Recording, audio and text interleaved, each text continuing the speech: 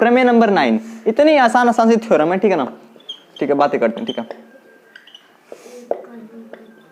इसमें क्या कहा गया है, एक ही वृत्तखंड के कोण क्या होते हैं, बराबर होते हैं। आपको पता है वृत्तखंड क्या होता है? हर चीज को, जैसे मैं कह दूं कि रेखाखंड क्या होता है, रेखा का टुकड़ा, सही बात है, कोई चीज का खंड, है ना। तो कह रहे कि एक ही वृत्तखंड के कोण क्या होते हैं, बराबर होते हैं, यानी कि एक ही वृत्तखंड के कोण बराबर होते हैं। ये बात समझ में आई कि नहीं आई? जैसे हमने एक वृत्त बना दिया, क्या बना दिया, चलिए ठीक है ना। ये है केंद्र, ये क्या है, केंद्र, सही बात है। एक ही वृत्तखंड के कोण क्या होते हैं, इस वृत्त को बीच में से काट दो, काट दिया, कितने खंड हो गए, 2 हो गए, सही बात है। अब आपने काट दिया इसको, है ना, ठीक है। इससे आप कहीं पर भी कोण बनाएंगे दोनों बराबर होंगे। जैसे हमने क्या करा, एक कोण यहाँ पे बनाया, समझ रहे हो? तो एक ही वृत्तखंड के कोण क्या होते हैं, बराबर होते हैं। याद ध्यान रखना, समकोण नहीं होगा क्योंकि ये व्यास से नहीं जा रहा है ना, अर्धवृत्त नहीं है ये, है ना, ठीक है। ये बात, अगर आप यहां से भी कोण बनाते हैं, जैसे मैंने क्या करा, यहाँ कोण बना दिया, समझ रहे हो, मतलब इस बिंदु से लेकर, ठीक है ना। तो ये सभी के सभी कोण आपस में क्या होंगे, बराबर। एक ही वृत्तखंड के मतलब कि अगर हम ऊपर की बात कर रहे हैं तो ये इसके बराबर, ये इसके बराबर, ये सब बराबर होंगे, ठीक है ना। ये इसके बराबर नहीं हो सकता क्योंकि तब तो ये अलग वृत्तखंड हो गया ना, ये बड़ा वृत्तखंड, ये छोटा वृत्तखंड। तो एक ही वृत्तखंड के कोण क्या होते हैं, बराबर होते हैं। अगर आपको मुझे समझाना हो, ठीक है ना, तो इसको क्या कह दूं, A B C D E, है ना, और इसको क्या कह दूं, एफ जी, सही बात है।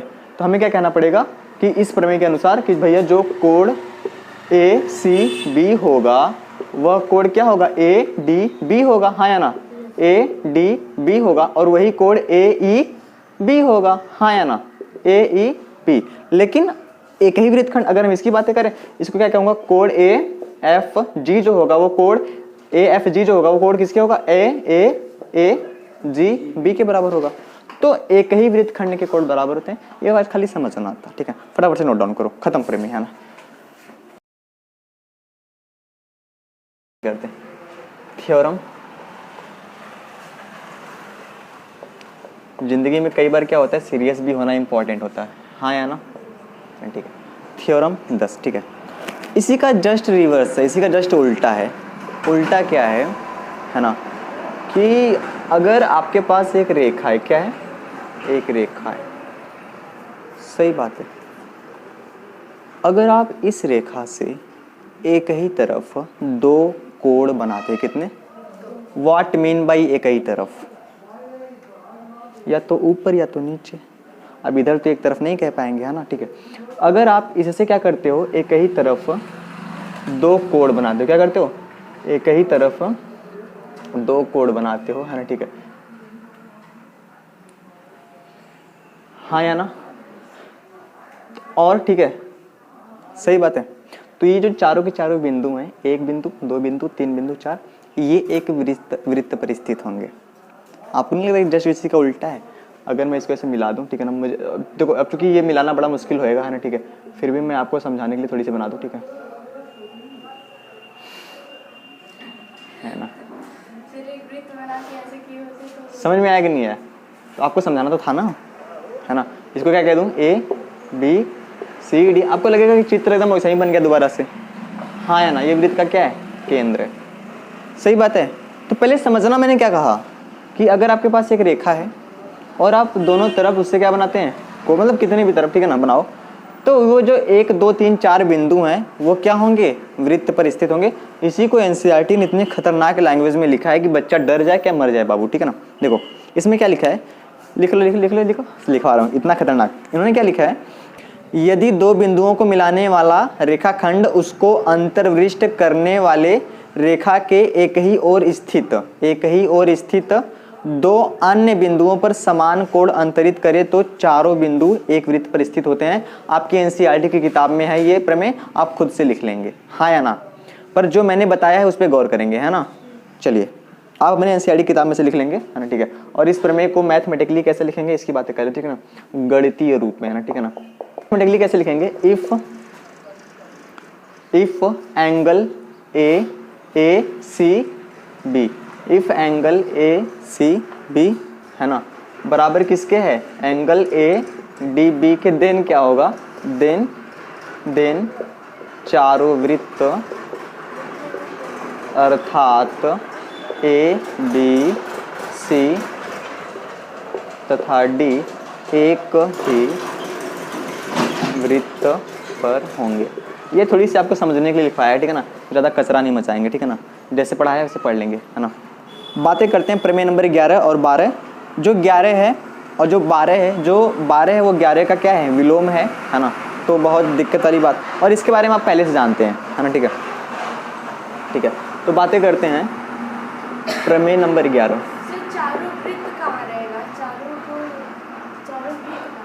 चारों बिंदु अर्थात ए बी सी डी, ये इसका है ना, ये इसका है ना, ठीक है, ए बी सी तथा डी एक ही वृत्त पर होंगे। आपको बात समझ में आई कि नहीं आई, है ना। बातें करते हैं आगे, प्रमेय नंबर 11 की बातें करते हैं फटाफट से, ठीक है ना। देखो आपने इसमें पढ़ा होगा, ठीक है, जो प्रमेय नंबर 11 है वह है चक्रीय चतुर्भुज। किस पे बाबू, चक्रीय चतुर्भुज। और जैसे ही आप ये नाम सुनते हैं मुझे लगता है कि आपके चेहरे पे स्माइल आती होगी हल्की सी, है ना, ठीक है ना। साइक्लिक क्वाड्रिलेटरल क्या होता है, साइक्लिक क्वाड्रिलेटरल, है ना, समझ में आई नहीं।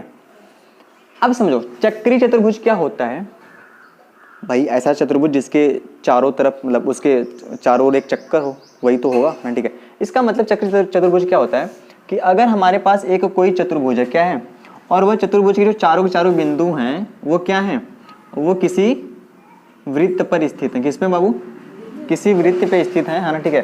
तो ये जो चतुर्भुज होगा वो क्या होगा, चक्रीय यानी कि साइक्लिक होगा। क्या होगा, साइक्लिक, ठीक है ना। जैसे मैं कह दूं ए बी सी और डी। क्या आपको ये बात समझ में आई। तो प्रमेय क्या है, ये प्रमेय थोड़ी है, प्रमेय क्या है, प्रमेय ये है कि चक्रीय चतुर्भुज के आमने सामने के कोणों का योग क्या होता है, 180 अंश होता है, बस यही खत्म, ठीक है ना। तो फटाफट से लिखेंगे प्रमेय नंबर 11। चलो जो मैं लिखवा रहा हूँ एनसीईआरटी गया भाड़ में, है ना, बच्चों को डराता है। लिखो चक्रीय चतुर्भुज के आमने सामने के कोणों का योग 180 अंश होता है ना। चक्रीय चतुर्भुज के लिख दूं क्या, चक्रीय चतुर्भुज के, है ना, आमने सामने के कोणों का योग 180 अंश होता है। ये बात समझ में आई कि नहीं आई, है ना। इसको कैसे लिखेंगे, मैंने कहा ना कोई भी प्रमेय सिद्ध नहीं करनी, खाली समझना है। इसको कैसे लिखेंगे, इफ यदि क्या हो, यदि क्या हो कि अगर ये ए बी सी डी एक चक्रीय चतुर्भुज है, तब क्या होगा, यदि, मैंने यदि लिख दिया, ठीक है ना, यदि ए बी सी डी एक क्या है, चक्रीय, एक चक्रीय चतुर्भुज है, ठीक है। देन क्या होगा, देन क्या होगा कि जो एंगल ए है और जो एंगल क्या है, एंगल ए के साथ कौन है, डी है, इनका योग कितना होगा, 180 अंश। और इसी प्रकार क्या होगा कि जो एंगल सी है और जो एंगल बी है वो भी कितना होगा बाबू, 180 अंश। ये बातें आपको सिर्फ और सिर्फ याद रखनी है, मुझे लगता है कि आपको याद हो भी गई होंगी। यस और नो, इन क्लासेस में पढ़ रहे हो और तुम याद करो घर पे जाके, है ना, ये तो कुछ मैच ना हुआ है ना। बातें करें आगे, इसी का रिवर्स मार दे क्या, है ना, इसी का रिवर्स क्या हो सकता है मुझे बताओ, इस प्रमेय का रिवर्स क्या हो सकता है, मुझे कौन बताएगा, भारतीय खड़े हो जाइए।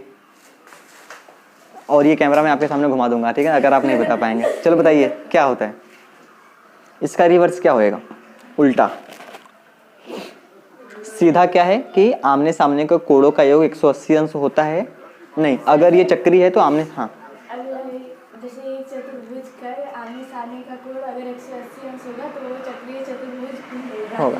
मतलब कि जो पहले दिया था, जो लास्ट में दिया था उसको पहले, हाँ, उसको पहले लिख देंगे, जो पहले था उसको क्या कर देंगे लास्ट में। पहले क्या दिया था कि चक्रीय चतुर्भुज के आमने सामने का कोणों का योग 180 अंश होता है है ना, ये प्रमेय है। क्या है?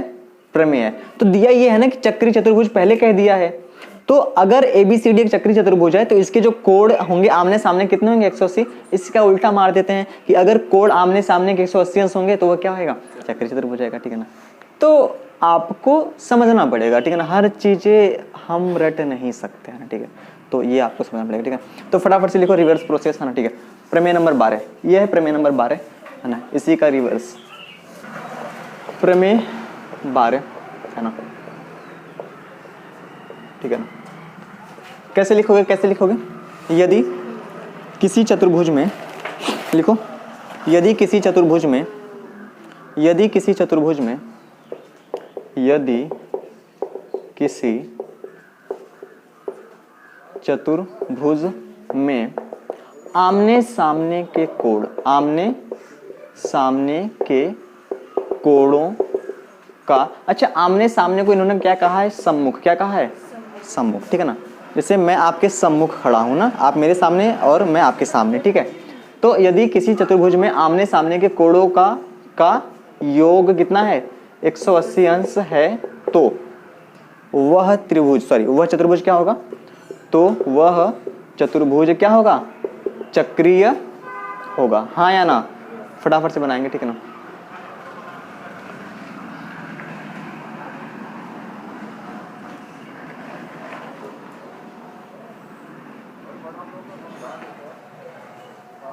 A, B, C और D ऐसे लिखा कैसे जाता है? एक लाइन में A, B, C और ऐसे लिखने का तरीका होता है। मैंने भी यहाँ पे लिख दिया था A, B, यहाँ पे C होना चाहिए था, कोई बात नहीं, है ना। ठीक है, गलत नहीं होगा। ठीक है ना, बातें करें, हो गया? आपको बात समझ में आई कि नहीं आई? है ना। अब सुनो, अब पहले क्या होगा? इफ, यदि हमारे पास क्या हो कि जो कोण A है और जो कोण क्या है? C है, अगर हम इसको जोड़िएगा तो कितना आ जाए? 180 अंश, तथा जो कोण B है और जो कोण कितना है? D है, अगर हम इसको जोड़ेंगे कितना हो जाए? 180 अंश। देन हम कह देंगे कि ये जो चतुर्भुज है वो क्या है? साइक्लिक है, यानी कि क्या है? हाँ, एक वृत्त पर क्या है? स्थित है। ठीक है ना, तो मैं फटाफट से आपको बना के भी दिखा दे रहा हूँ। ठीक है ना, एकदम बेहतरीन चित्र बनाऊंगा। ठीक है, आपको देख के बड़ा मजा आएगा, है ना। ठीक है, समझ में आएगा नहीं आया? ऐसे ये और यहाँ से, सॉरी ऊपर चला गया, ये यहाँ से होके जा रहा, ये बात समझ में आएगी नहीं? है ना, ऐसे दिस इज योर, है ना,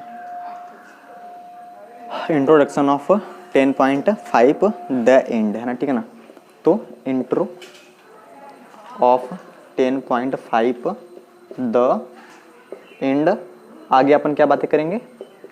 एग्जाम्पल बिफोर 10.5 एंड फिर देन हम लोग चलेंगे एक्सरसाइज 10.5 पे। ठीक है, तो आज की क्लास में बस इतना ही।